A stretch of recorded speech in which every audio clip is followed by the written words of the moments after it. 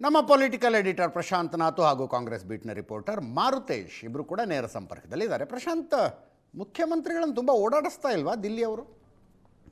ಸಚಿವ ಸಂಪುಟ ಪಟ್ಟಿ ಫೈನಲ್ ಮಾಡೋದಕ್ಕೆ 3 ಸಲ, ನೆನ್ನೆ ರಾತ್ರಿ ಹೋದರು, ಪಟ್ಟಿ ಕೊಟ್ಟರು, ವಾಪಸ್ ಬಂದರು. ಅಜಿತ್, 2-3 ಟಿಕ್ಲಿಂಗ್ ಪಾಯಿಂಟ್ಗಳಿವೆ ಅಥವಾ ಕಂಟೆನ್ಷಿಯಸ್ ಇಶ್ಯೂಸ್ಗಳಿವೆ ಅಂತ ಅನ್ಸುತ್ತಿದ್ರಲ್ಲಿ. ಮೊದಲನೇದು, ಸಿದ್ದರಾಮಯ್ಯನವರೇನು ಮೊದಲ ಹಂತದಲ್ಲಿ ತುಂಬ ಖುಷಿಯಾಗಿದ್ದರು.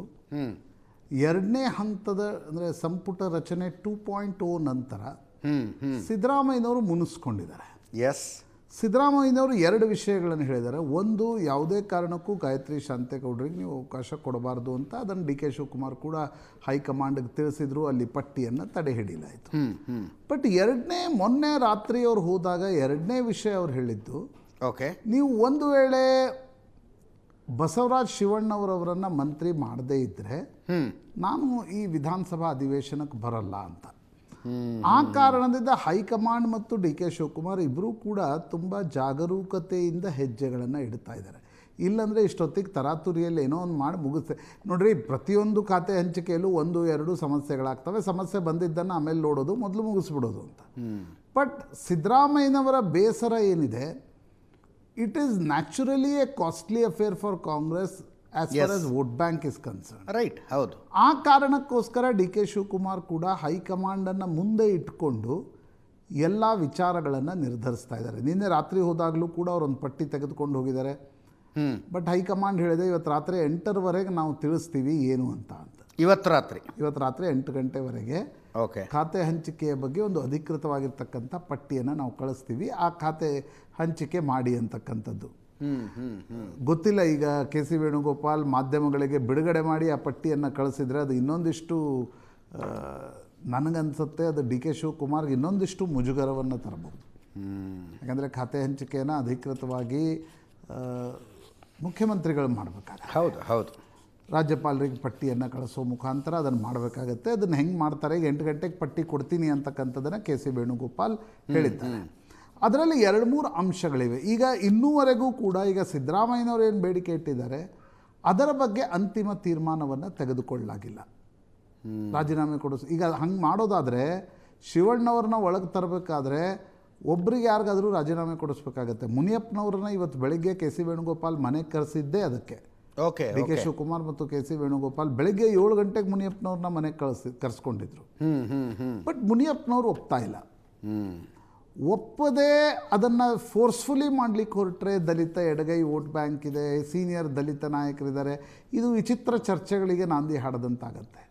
ಆ ಕಾರಣಕ್ಕೋಸ್ಕರ ತರಾತುರಿಯಲ್ಲಿ ಮಂತ್ರಿಗಳನ್ನು ತೆಗೆದು ಮಾಡೋಕ್ಕಿಂತ ಈಗ ಖಾತೆ ಹಂಚಿಕೆ ಮಾಡೋದು. ಬಟ್ ಮುನಿಯಪ್ಪನವ್ರು ಇವತ್ತು ಹೋಗಿ ಕೆ ಸಿ ವೇಣುಗೋಪಾಲ್ ಕೇಳಿದರೆ, ನನಗೆ ಸಮಾಜ ಕಲ್ಯಾಣ ಇಲಾಖೆ ಕೊಡಿ, ನಾನು ಮಂತ್ರಿ ಸ್ಥಾನಕ್ಕೆ ರಾಜೀನಾಮೆ ನೀಡೋ ಪ್ರಶ್ನೆ ಇಲ್ಲ ಅಂತ.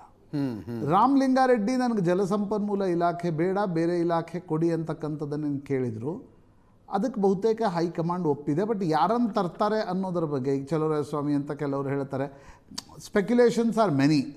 ಬಟ್ ಅದೀಗ ಆ ಒಂದು ಜಲಸಂಪನ್ಮೂಲ ಇಲಾಖೆ ಬಹಳ ಪ್ರಮುಖವಾಗಿ ಇಲಾಖೆ, ರಿಸೋರ್ಸ್ ದೃಷ್ಟಿಯಿಂದಲೂ, ಪೊಲಿಟಿಕಲ್ ಪಾರ್ಟಿ ರಿಸೋರ್ಸ್ ದೃಷ್ಟಿಯಿಂದಲೂ ಹೌದು.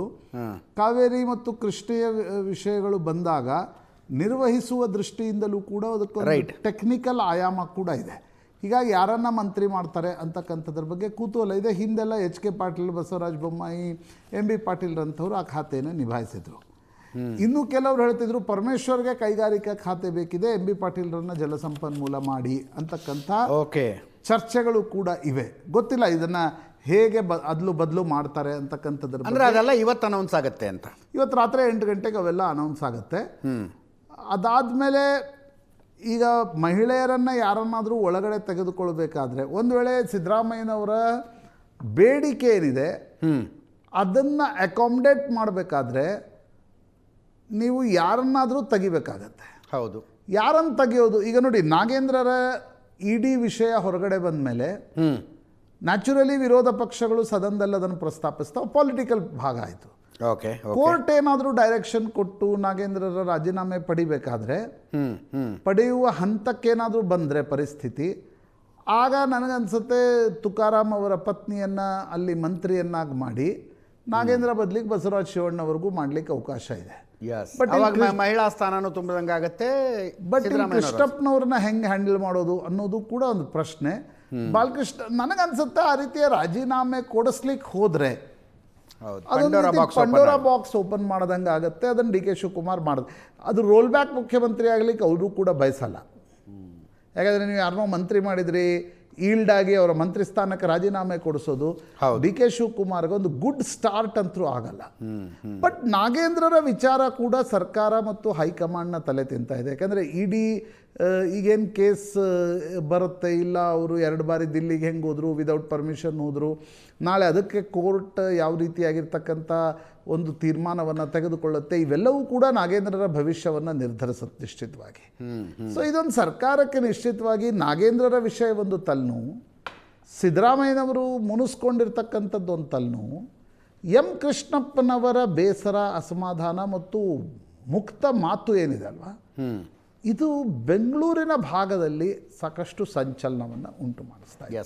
ನೋಡ್ಬೇಕು ಖಾತೆ ಹಂಚಿಕೆ ಹೆಂಗಾಗುತ್ತೆ. ಆಮೇಲೆ ನೋಡಿ, ಇಲ್ಲಿವರೆಗೆ ಈಗ ಸಿದ್ದರಾಮಯ್ಯನವ್ರು ಸಿಟ್ಟಿದ್ದಾರೆ, ನೋಡಿ ಸರ್ಕಾರದ ಸಿಟ್ಟಿನ ಅಂದರೆ ಯಾರ್ಯಾರ ಸಿಟ್ಟಿಗೆ ಸರ್ಕಾರ ಬಗ್ಗತ್ತೆ ಅಂತ ನೋಡಿದಾಗ ಸಿದ್ದರಾಮಯ್ಯನವ್ರ ಸಿಟ್ಟಿಗೆ ಸರ್ಕಾರ ಬಗ್ತಾ ಇದೆ. ಹೌದು ಹೌದು. ಮಹಿಳೆಯರನ್ನ ಮಾಡಿಲ್ಲ ಅನ್ನೋದು ಸಾರ್ವತ್ರಿಕವಾಗಿ ಟೀಕೆಗೆ ಗುರಿ ಆಗ್ತಾ ಇದೆ.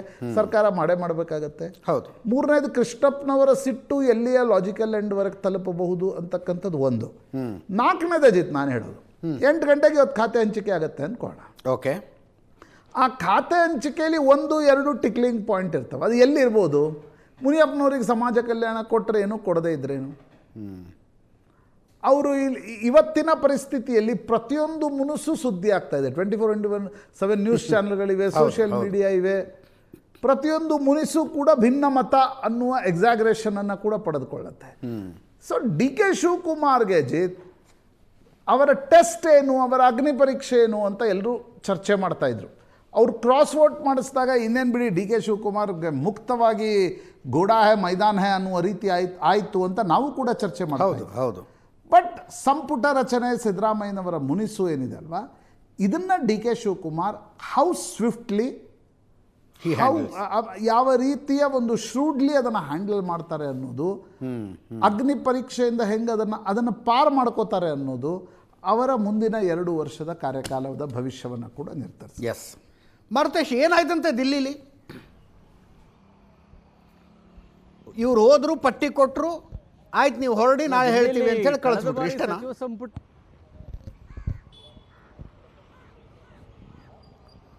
ಆಸ್ ಇಟ್ ಈಸ್ ಕಳೆದ ಬಾರಿ ಸಚಿವ ಸಂಪುಟ ವಿಸ್ತರಣೆಗೆ ಹೇಗೆ CM ಮಾಜಿ CM ಹತ್ರ ಬಳಿ ಪಟ್ಟಿ ಇಸ್ಕೊಂಡು ವಾಪಸ್ ಕಳಿಸಿದ್ರು, ಯಾವುದೇ ಡಿಸ್ಕಷನ್ಸ್ ಅನ್ನ ಮಾಡದೆ, ಅದೇ ಮತ್ತೊಮ್ಮೆ ಮರುಕಳಿಸಿದೆ. ಇವತ್ತು CM ದೆಹಲಿಯಲ್ಲಿ ಹೈಕಮಾಂಡ್ ನಾಯಕರನ್ನ ಭೇಟಿಯಾದಾಗ ನೀವು ಪಟ್ಟಿ ಕೊಡಿ, ನಾವು ಫೈನಲ್ ಮಾಡಿ ಸಂಜೆ ಅಷ್ಟೊತ್ತಿಗೆ ಕಳಿಸ್ತೀವಿ ಅಂತೇಳಿ ಹೇಳಿ ವಾಪಸ್ ಕಳಿಸಿದ್ದಾರೆ.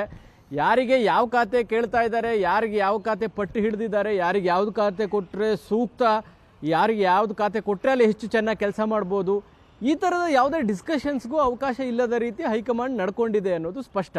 ಆ ಕಾರಣಕ್ಕಾಗಿ ಡಿ ಕೆ ಶಿವಕುಮಾರ್ ದೆಹಲಿಯಲ್ಲಿ ಹೊರಗೆ ಬಂದು ಒಂದು ಮಾತು ಹೇಳಿದ್ರು, ಎಲ್ಲದಕ್ಕೂ ನಾನೇ ಉತ್ತರ ಕೊಡ್ತೀನಿ ಅಂದರು. ಅಂದರೆ ಖಾತೆ ಹಂಚಿಕೆ ಆಗುತ್ತೋ ಇಲ್ವೋ ಅನ್ನೋದ್ರ ಕ್ಲಾರಿಟಿ ವಿಚಾರದಲ್ಲೂ ಕೂಡ ಡಿ ಕೆ ಶಿವಕುಮಾರ್ ಅವರಿಗೆ ಸ್ಪಷ್ಟವಾದ ನಿಲುವಿಲ್ಲ. ಯಾಕಂದರೆ ಕಳೆದ ಬಾರಿ ಸಚಿವ ಸಂಪುಟ ವಿಸ್ತರಣೆಯಲ್ಲಿ ಆದಂಥ ಬೆಳವಣಿಗೆಯನ್ನು ನೋಡಿದಾಗ ಎಷ್ಟು ಸತಾಯಿಸಿದ್ರು, 3 ದಿನ ದೆಹಲಿಯಲ್ಲೇ ಕಾದ್ರೂ ಕೂಡ ಕೊನೆಗೆ ಪೂರ್ಣ ಪ್ರಮಾಣದ ಡಿಸ್ಕಷನ್ಸ್ ಮಾಡ್ಲಿಕ್ಕೆ ಸಾಧ್ಯ ಆಗಲಿಲ್ಲ. ಮಾಡಿದ್ರು, ಈಗ ನಡೀತಾ ಇದೆ. ಈಗ ಖಾತೆ ಹಂಚಿಕೆ ಹೌದು, ಈಗಲೂ ಅದೇ ಎಡವಟ್ಟು ಆಗುತ್ತೇನೋ ಅನ್ನುವಂಥ ಆತಂಕ ಸಹಜವಾಗಿ ಡಿ ಕೆ ಶಿವಕುಮಾರ್ ಅವ್ರಿಗಿದೆ. ಅವ್ರು ದೆಹಲಿಯಲ್ಲಿ ಹೊರಗೆ ಬಂದಾಗ ಯಾವ ಖಾತೆ ಕೊಡದೇ ಇದ್ರೆ ಸಚಿವರು ಏನು ಉತ್ತರ ಕೊಡ್ತಾರೆ ಸದನದಲ್ಲಿ ಅಂದಾಗ, ಎಲ್ಲದಕ್ಕೂ ನಾನೇ ಉತ್ತರ ಕೊಡ್ತೀನಿ, ಮುಖ್ಯಮಂತ್ರಿ ಇದೀನಲ್ಲ ಅನ್ನುವ ರೀತಿಯಲ್ಲಿ ಮಾತನಾಡಿದ್ರು. ಆವಾಗ ಕೆಲವ್ರಿಗೆ ಅನಿಸ್ತು, ಬಹುಶಃ ಖಾತೆ ಹಂಚಿಕೆನೂ ಆಗುತ್ತೋ ಇಲ್ವೋ ಇವತ್ತು ಅನ್ನುವ ರೀತಿಯಲ್ಲಿ ಅನುಮಾನ ಬರೋ ರೀತಿ ಅನಿಸ್ತು ಡಿ ಕೆ ಶಿವಕುಮಾರ್ ಅವರ ಮಾತು. ಬಟ್ ಈಗ ಕೋಲಾರದಲ್ಲಿ ಅವ್ರು ಮಾತನಾಡಿದ್ದಾರೆ, ಖಾತೆ ಹಂಚಿಕೆ ಮಾಡ್ತೀವಿ, ಸಂಜೆ ಒಳಗೆ ಆಗುತ್ತೆ ಅನ್ನುವಂಥ ಒಂದು ವಿಶ್ವಾಸದ ಮಾತಾಡಿದ್ದಾರೆ. ಹೀಗಾಗಿ ಸಂಜೆ ಹೊತ್ತಿಗೆ ಆಗುತ್ತೆ. ಅಂದರೆ ಖಾತೆ ವಿಚಾರದಲ್ಲಿ ಈಗ ಹೈಕಮಾಂಡ್ ಏನು ಅನ್ಕೊಳ್ತಾ ಇದೆ, ಸಿದ್ದರಾಮಯ್ಯನವ್ರನ್ನ ಕೆಳಗಿಳಿಸಿದ ಮೇಲೆ ಏನೋ ಒಂದು ಒಳ್ಳೆ ಆಡಳಿತ ಕೊಡೋದ್ರ ಮೂಲಕ, ಅಂದರೆ ಆಡಳಿತ ಕೊಡೋದ್ರಿಂದಲೇ ಸರ್ಕಾರ ಮತ್ತೆ ಅಧಿಕಾರಕ್ಕೆ ಬರ್ತಾರೆ ಅಂತಲ್ಲ, ಅದು ಒಂದು ಫ್ಯಾಕ್ಟರ್ ಅನ್ನೋದು ಹೈಕಮಾಂಡ್ ಗೊತ್ತಿದೆ. ಆದರೆ ಅದನ್ನು ಕ್ಲೀನಾಗಿ ಎಕ್ಸಿಕ್ಯೂಷನ್ ಮಾಡಬೇಕಾಗಿರುವಂತಹ ಹೈಕಮಾಂಡ್ ಪದೇ ಎಡವುತ್ತಾ ಇರೋದು ಯಾವ ಕಾರಣಕ್ಕಾಗಿ ಅನ್ನೋದು ಗೊತ್ತಾಗ್ತಾ ಇಲ್ಲ. ಒಂದು ಸಚಿವ ಸಂಪುಟ ವಿಸ್ತರಣೆಯ ಸಂದರ್ಭದಲ್ಲೂ ಕೂಡ ಕ್ಲೀನಾಗಿ ಕೂತು ಡಿಸ್ಕಷನ್ಸ್ ಮಾಡಲಿಲ್ಲ. ಆ ಕಾರಣದಿಂದಾಗಿ ಪ್ರಾದೇಶಿಕ ಪ್ರಾತಿನಿಧ್ಯಗಳು ಹಳಿ ತಪ್ಪು ಹೋಗಿದ್ದಾವೆ. ಜಿಲ್ಲೆಗಳಿಗೆ 2 ಕೊಡಲಾಗಿದೆ, ಒಂದು ಜಿಲ್ಲೆಗೆ 3 ಕೊಡಲಾಗಿದೆ. ಮಹಿಳಾ ಮಂತ್ರಿ ವಿಚಾರದಲ್ಲೂ ಕೂಡ ಎಡವಟ್ಟಾಯಿತು, ಕೆಲವ್ರನ್ನ ತೆಗೆದು ಮತ್ತೊಬ್ಬರನ್ನ ಸೇರಿಸೋದಾಯಿತು, ಇದೆಲ್ಲವೂ ಕೂಡ ಆಗಿದೆ. ಈ ಉದಾಹರಣೆ ಇರುವಾಗ ನೀವು ಖಾತೆ ಹಂಚಿಕೆ ವಿಚಾರ ಸಂದರ್ಭದಲ್ಲೂ ಕೂಡ ಮುಖ್ಯಮಂತ್ರಿಗಳನ್ನು ಕೂರಿಸ್ಕೊಂಡು ಕನಿಷ್ಠ ಒಂದು 2 ತಾಸು ಅಥವಾ 1 ತಾಸು ಇಂಥವ್ರಿಗೆ ಖಾತೆ ಕೊಟ್ಟರೆ ಸೂಕ್ತ, ನೀವು ಇದನ್ನು ಮಾಡಿ ಅಂತೇಳಿ ಮುಖ್ಯಮಂತ್ರಿಗಳು ಬಹಳ ಧೈರ್ಯದಿಂದಲೋ ಅಥವಾ ಒಂದು ಕಾನ್ಫಿಡೆನ್ಸಲ್ಲಿ ಹೇಳುವಂತಹ ಅವಕಾಶವನ್ನು ಕೂಡ ಹೈಕಮಾಂಡ್ ಮಾಡಿಕೊಡ್ಲಿಲ್ವಲ್ಲ ಅನ್ನುವಂಥದ್ದೇ ಈಗ ಚರ್ಚೆಗೆ ಒಳಪಡ್ತಾ ಇದೆ. ಕ್ಯಾಬಿನೆಟ್ ವಿಸ್ತರಣೆಯೂ ಗೊಂದಲ ಆಯಿತು, ಈಗ ಖಾತೆ ಹಂಚಿಕೆ ಕೂಡ ಅದೇ ಒಂದು ಗೊಂದಲವನ್ನು ಸೃಷ್ಟಿ ಮಾಡಿಬಿಡ್ಬೋದೇನೋ ಅನ್ನುವಂಥ ಆತಂಕ ಕೂಡ ಈಗ ಸಚಿವರಾಗಿರ್ತಕ್ಕಂಥವರಿಗೆ ಖಾತೆ ನಿರೀಕ್ಷೆ ಮಾಡ್ತಾ ಇರುವಂಥವ್ರಿಗೂ ಕೂಡ ಕಾಡ್ತಾ ಇದೆ. ಈಗ 2028ರ ಚುನಾವಣಾ ದೃಷ್ಟಿಕೋನದಿಂದಲೇ ನೀವು ಸಿದ್ದರಾಮಯ್ಯರವರ ಕೆಳಗಿಳಿಸಿದ್ರಿ, ಆ ದೃಷ್ಟಿಕೋನದಿಂದಲೇ ಕ್ಯಾಬಿನೆಟ್ ಮಾಡಿದ್ದೀವಿ ಅಂತ ಹೇಳ್ತಿದ್ದೀರಾ. ಆ ದೃಷ್ಟಿಕೋನದಿಂದಲೇ ಖಾತೆ ಹಂಚಿಕೆ ಕೂಡ ಮಾಡಬೇಕು. ಕ್ಯಾಬಿನೆಟ್ ಇಷ್ಟೊಂದು ಗೊಂದಲ ಆದಾಗ ಖಾತೆ ಹಂಚಿಕೆಯೂ ಕೂಡ ನಿಶ್ಚಿತವಾಗಿಯೂ ಹೈಕಮಾಂಡ್ ತಾವು ನಿರ್ಧಾರ ಮಾಡ್ತೀವಿ, ಅದನ್ನು ಫಾಲೋ ಮಾಡಿ ಅನ್ನುವಂಥ ಒಂದು ಡೈರೆಕ್ಷನ್ ಕೊಡುವ ರೀತಿಯಲ್ಲಿ ಸರ್ಕಾರ, ನಾವು ಹೇಳ್ದಾಗೆ ಸರ್ಕಾರ ನಡಿಬೇಕು, ನಾವು ಹೇಳ್ದಾಗೆ ಎಲ್ಲರೂ ನಡ್ಕೊಳ್ಬೇಕು ಅನ್ನುವಂಥ ಒಂದು ಆಟಿಟ್ಯೂಡನ್ನು ತೋರಿಸ್ತಾ ಇದೆ. ಈ ಸಿದ್ದರಾಮಯ್ಯನವರ ಮುನಿಸಿರ್ಬೋದು, ಕೃಷ್ಣಪ್ಪ ಅವರ ಮುನಿಸಿರ್ಬೋದು, ಕೆಲವರು ಆಗದೇ ಇರ್ತಕ್ಕಂಥವರ ಮುನಿಸಿರ್ಬೋದು, ಇದನ್ನು ಯಾವುದನ್ನು ಹೈಕಮಾಂಡ್ ತೀರಾ ಸೀರಿಯಸ್ ಆಗಿ ತೆಗೆದುಕೊಳ್ತಾ ಇಲ್ವಾ ಹಾಗಿದ್ರೆ ಅನ್ನುವಂಥ ಪ್ರಶ್ನೆಗಳು ಕೂಡ ಮೂಡ್ತಾ ಇದೆ. ಈ ಸಿದ್ದರಾಮಯ್ಯನವರಿಗೆ ಇಂಥವ್ರಿಗೆ ಇದೇ ಖಾತೆ ಕೊಡಬೇಕು ಆ ಥರದ ಪ್ರಿಫರೆನ್ಸಸ್ ಏನು ಇರ್ಲಿಕ್ಕಿಲ್ಲ ಅಲ್ಲ?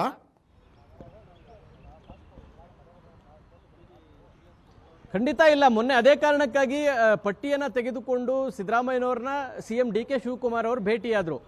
ಸರ್, ದೆಹಲಿಗೆ ಹೋಗಿ ಬರ್ತಾ ಇದ್ದೀನಿ, ಖಾತೆ ಎಲ್ಲ ಕ್ಲಿಯರ್ ಆಗಬೇಕು, ಸಮಯ ಹೆಚ್ಚು ಇಲ್ಲ, ಹೀಗಾಗಿ ಹೋಗ್ತಾ ಇದ್ದೀನಿ ಅನ್ನುವಂಥದ್ದನ್ನು ಅವ್ರ ಬಳಿ ಚರ್ಚೆ ಮಾಡಿದಾಗ ಏನಾದರೂ ಮಾಡ್ಕೋಬಾ, ತಲೆ ಕೆಡಿಸ್ಕೊಳ್ಳಲ್ಲ ನಾನು ಅನ್ನುವಂಥ ಮಾತನ್ನು ಹೇಳಿದ್ದಾರೆ. ಆಮೇಲೆ ನಿನ್ಗೆ ಏನು ಅನ್ಸುತ್ತೋ ಸರಿ ಅನ್ಸುತ್ತೋ ಅದನ್ನು ಮಾಡ್ಕೊಂಡು ಬನ್ನಿ ಅನ್ನುವಂಥ ಸಜೆಷನ್ಸ್ ಮಾತ್ರ ಕೊಟ್ಟಿದ್ದಾರೆ.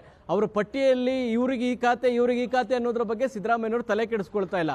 ಅವರು ಕ್ಯಾಬಿನೆಟ್ ವಿಸ್ತರಣೆ ಸಂದರ್ಭದಲ್ಲಿ ಅವರ ಅಭಿಪ್ರಾಯಗಳಿಗೆ ಮನ್ನಣೆ ಸಿಗದೇ ಇರುವ ಕಾರಣಕ್ಕಾಗಿ ಮತ್ತು ಅವರು ಪಟ್ಟು ಹಿಡಿದು ಇಂಥವ್ರು ಮಾಡಲೇಬೇಡಿ ಅಂತೇಳಿ ಒತ್ತಡ ಹಾಕಿದಾಗಲೂ ಮಾಡಿರೋದನ್ನು ಗಮನಿಸಿದಾಗ ನನ್ನ ಮಾತಿಗೆ ಕಿಮ್ಮತ್ತಿಲ್ಲ ಅನ್ನುವ ರೀತಿಯಲ್ಲಿ ಸಿದ್ದರಾಮಯ್ಯನವ್ರ ಮನಸ್ಸಿಗೆ ಬಂದಂತೆ ಕಾಣಿಸ್ತಾ ಇದೆ. ಹೀಗಾಗಿ ಅವರು ಖಾತೆ ವಿಚಾರಕ್ಕೇನು ಜಾಸ್ತಿ ತಲೆ ಕೆಡಿಸ್ಕೊಂಡಿಲ್ಲ.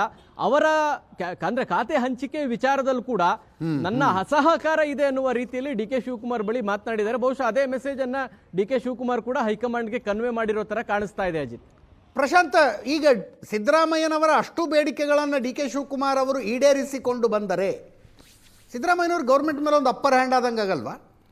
ನಾನು ಬಗ್ಸಿದ್ರೆ ಬಗ್ತಾರೆ ಇವರು ಅನ್ನೋ ಥರ. ಅದೇ ಅಪ್ಪರ್ ಹ್ಯಾಂಡ್ ಆಗೋದ್ರಲ್ಲಿ ತಪ್ಪೇನಿದೆ. ಅಂದರೆ ಈಗ DK ಶಿವಕುಮಾರ್ಗೂ ಸಿದ್ದರಾಮಯ್ಯನವರ ಒಂದು ಅಪ್ಪರ್ ಹ್ಯಾಂಡ್ ಆಗೋದ್ರಿಂದ ತಪ್ಪಿಲ್ಲ. ಮತ್ತು ಇನ್ನೊಂದು ನೀವು ಪರ್ಸೆಪ್ಷನ್ ವೈಸ್ ನೋಡಿ, ಶಿವಣ್ಣವರವರನ್ನು ಸಂಪುಟಕ್ಕೆ ತೆಗೆದುಕೊಳ್ಳುವ ಸಿದ್ದರಾಮಯ್ಯನವರ ಪ್ರಯತ್ನಕ್ಕೆ DK ಶಿವಕುಮಾರ್ ಮತ್ತು ಹೈಕಮಾಂಡ್ ಮಣಿದ್ರೆ ಇಡೀ ಅಹಿಂದ ವರ್ಗದ ನಾಯಕ ಅಂತ ಏನು ಸಿದ್ದರಾಮಯ್ಯನವರು ಗುರುತಿಸ್ಕೊಳ್ತಿದ್ರು, ಕುರುಬರ ನಾಯಕರಾಗಿ ಗುರುತಿಸ್ಕೊಳ್ತಾರೆ. ಅಂದರೆ ಕರೆಕ್ಟ್, ಅದು ಸಾಮರ್ಥ್ಯವೂ ಹೌದು, ಅದು ದೌರ್ಬಲ್ಯವೂ ಹೌದು ಇಬ್ರಿಗೂ. ಆ ದೃಷ್ಟಿಯಿಂದ ನನಗನ್ಸುತ್ತೆ, ಈಗ ನೋಡಿ, ಸಿದ್ದರಾಮಯ್ಯನವರ ಮುನಿಸನ್ನು ತೆಗೆದುಕೊಂಡು it's a costly affair for Congress and DK Shivakumar. ನೋಡಿ, DK ಶಿವಕುಮಾರ್ಗೆ ಪರೀಕ್ಷೆ ಇರೋದು 2028ರ ಚುನಾವಣೆಯನ್ನು ಗೆಲ್ಲೋದು. ಅವರು ಎಲ್ಲ ಸಂಘಟನೆಯನ್ನು ಮಾಡಿ ತೋರಿಸಿದ್ದಾರೆ, ಅವರು ಇಲಾಖೆಗಳನ್ನು ನಿಭಾಯಿಸಿ ತೋರಿಸಿದ್ದಾರೆ, ಪೊಲಿಟಿಕಲ್ ಟ್ರಬಲ್ ಶೂಟರ್ ಅಂತ ಅವರು ಮಾಡಿದ್ದಾರೆ, ಉಪಚುನಾವಣೆಗಳನ್ನು ಗೆಲ್ಲಿಸಿ ತೋರಿಸಿದ್ದಾರೆ. ಜನರಲ್ ಇಲೆಕ್ಷನನ್ನು ತನ್ನ ಹೆಗಲ ಮೇಲೆ ತೆಗೆದುಕೊಂಡು ಅವರು ಇನ್ನೂವರೆಗೂ ಗೆದ್ದು ತೋರಿಸಿಲ್ಲ. ಹೌದು. ಹಾಗಾಗಿ 28ನ್ನು ಗೆದ್ದು ತೋರಿಸುವವರೆಗೆ ನ್ಯಾಚುರಲಿ ಅವ್ರಿಗೊಂದು ಮಾಸ್ ಲೀಡರ್ ಅನ್ನೋ ಟ್ಯಾಗ್ ಬರಲ್ಲ. Correct. So see Ajit, end of the day politics is flexible. 2 ಹೆಜ್ಜೆ ಮುಂದೆ ಹೋಗೋದು, 1 ಹೆಜ್ಜೆ ಹಿಂದೆ ಬರೋದು, 2 ಹೆಜ್ಜೆ ಮುಂದೆ ಹೋಗೋದು, 1 ಹೆಜ್ಜೆ ಹಿಂದೆ ಬರೋದು, ಅದರಲ್ಲೇನು ತಪ್ಪಿದೆ ಅಂತ ನನಗೆ ಅನ್ನಿಸ್ತಾ ಇಲ್ಲ. ಬಟ್ ಎಲ್ಲೋ ಒಂದು ಕಡೆ ಅಜಿತ್, ಇದು ಏನಾಗಿದೆ ಅಂತಂದರೆ, DK ಶಿವಕುಮಾರ್ ಅವ್ರಿಗನ್ನಿಸ್ತು, ನಾನು ಮುಖ್ಯಮಂತ್ರಿಯಾಗಿ ಬಂದ ತಕ್ಷಣ ನಂದೆಲ್ಲವೂ ನಡೆದು ಬಿಡುತ್ತೆ, ನಾನು ಹೇಳ್ದಂಗೆ ನಡೀತಾ ಹೋಗುತ್ತೆ, ನಾನು ಮ್ಯಾನೇಜ್ ಮಾಡಿಬಿಡ್ತೀನಿ ಅಂತ. ಬಟ್ ಸಿದ್ದರಾಮಯ್ಯ ಮಲ್ಲಿಕಾರ್ಜುನ್ ಖರ್ಗೆ ಇದಾರಲ್ಲ, tough nut to crack, they are seasoned politicians. Right. ಅವ್ರಿಗೆ ರೋಡ್ ಹಂಪ್ಸ್ಗಳನ್ನು ಹೆಂಗೆ ರಾತ್ರೋರಾತ್ರಿ ನಿಲ್ಲಿಸೋದು ಅನ್ನೋದು ಭಾಳ ಚೆನ್ನಾಗಿ ಗೊತ್ತು. ಇದು ಈ ಇಡೀ ಗಾಯತ್ರಿ ಶಾಂತೇಗೌಡರ ಎಪಿಸೋಡು ಮತ್ತು ಸಿದ್ದರಾಮಯ್ಯನವರ ಹಠ ಇದೆ ಅಲ್ವಾ, ಅದರಲ್ಲಿ DK ಶಿವಕುಮಾರ್ ನಡು ಬಿದ್ದಿದ್ದಾರೆ ಅಷ್ಟೇ. This is Kharge versus Siddaramaiah. ನೀವು ಒಂದು ಅರ್ಥದಲ್ಲಿ ಗಾಯತ್ರಿ ಶಾಂತೇಗೌಡರನ್ನ ಮಾಡಿ, ಈಗ ಶಾಂತೇಗೌಡರು ಏನಿದ್ದಾರೆ, ಗಾಯತ್ರಿ ಶಾಂತೇಗೌಡರ ಪತಿ ಹಳೆ ಕಾಂಗ್ರೆಸ್ಸಿಗರು. ಹೌದು. ಖರ್ಗೆ ಅವ್ರಿಗೆಲ್ಲ ಭಾಳ ಮೊದಲಿಂದ ಪರಿಚಯ ಅವರು. ಸೊ ಅವರ ಪತ್ನಿ ವಿಧಾನ ಪರಿಷತ್ತಿಗೆ ಬರ್ತಿದ್ದಾರೆ ಅಂತಂದಾಗ ಕೊನೆ ಕ್ಷಣದಲ್ಲಿ ಹೆಸರು ಹಾಕ್ಸ್ಬಿಟ್ರು ಮಲ್ಲಿಕಾರ್ಜುನ್ ಖರ್ಗೆ ಅವರು. ಸಿದ್ದರಾಮಯ್ಯ ಮುನಿಸ್ಕೊಂಡ್ರು. ನಡುವೆ ಅಪ್ಪಚ್ಚಿಯಾಗಿದ್ದು ಯಾರು? D K Shivakumar. ಈಗ ಆ ಒಂದು ಸುಕ್ಕನ್ನು ಬಿಡಿಸುವ ಹೊಣೆಗಾರಿಕೆ ನೋಡಿ, ಪಬ್ಲಿಕ್ಲಿ ನೀವು ಹೇಳೋಕ್ಕಾಗಲ್ಲ ವೇಣುಗೋಪಾಲ್ ಹಿಂಗೆ ಮಾಡಿದ್ರಿ, ಖರ್ಗೆ ಹಿಂಗೆ ಮಾಡಿದ್ರಿ, ಸುರ್ಜೇವಾಲಾದ ಐಡಿಯಾ ರೀ ಇದು, ಸಿದ್ದರಾಮಯ್ಯನವ್ರು. End of the day publicly ಈ ಸುಕ್ಕನ್ನು ಬಿಡಿಸುವ ಹೊಣೆಗಾರಿಕೆ ಡಿ ಕೆ ಶಿವಕುಮಾರ್ ಮೇಲಿದೆ. ಹೀಗಾಗಿ ಇದನ್ನು ಹೆಂಗೆ ಬಿಡಿಸ್ತಾರೆ ಅನ್ನೋದು ಅವರ ಮೊದಲ ಲಿಟ್ಮಸ್ ಟೆಸ್ಟ್ ಆಗಲಿದೆ. ಎಸ್.